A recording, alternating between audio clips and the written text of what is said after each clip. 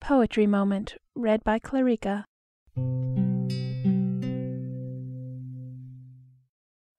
Ode to a Nightingale, by John Keats.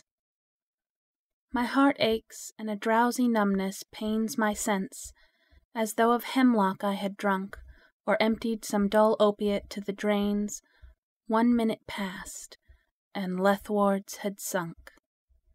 'Tis not through envy of thy happy lot, but being too happy in thy happiness, that thou, light-winged dryad of the trees, in some melodious plot of beechen green, and shadows numberless, singest of summer in full-throated ease.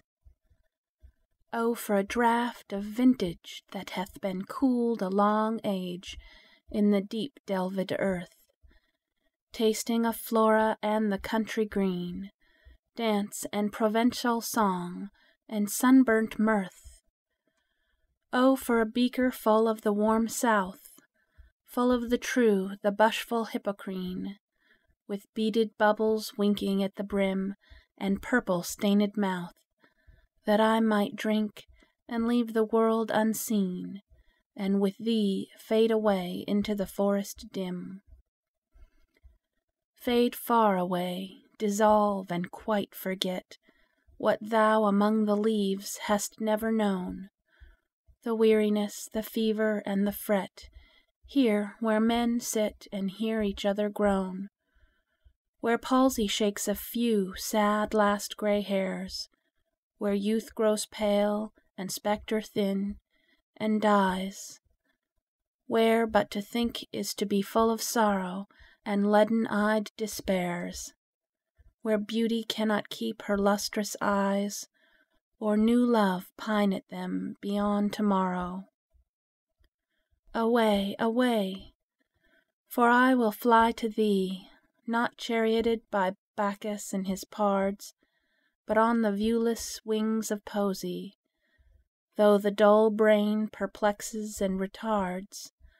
Already with thee, tender is the night, and happily the queen moon is on her throne, clustered around by all her starry fays, but here there is no light, save what from heaven is with the breezes blown, through verdurous glooms and winding mossy ways.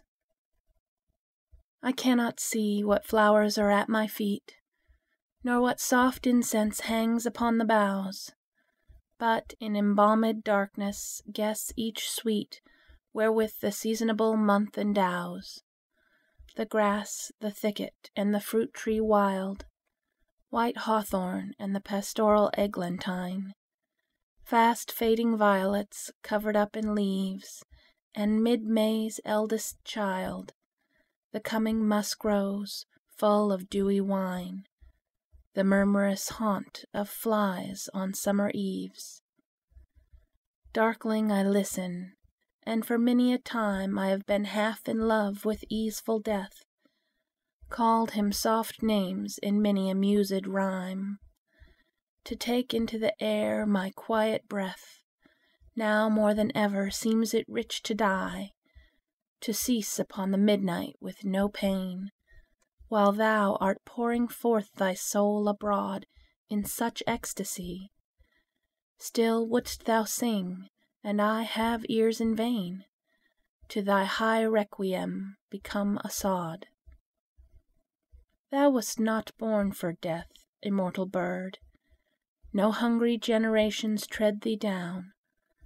The voice I hear this passing night was heard in ancient days by emperor and clown, perhaps the self-same song that found a path through the sad heart of Ruth, when, sick for home, she stood in tears amid the alien corn, the same that ofttimes hath charmed magic casements, opening on the foam of perilous seas in fairy lands forlorn. Forlorn! The very word is like a bell to toll me back from thee to my sole self. Adieu! The fancy cannot cheat so well as she is famed to do, deceiving elf. Adieu, adieu! Thy plaintive anthem fades past the near meadows, over the still stream, up the hillside, and now 'tis buried deep in the next valley glades. Was it a vision or a waking dream? Fled is that music. Do I wake or sleep?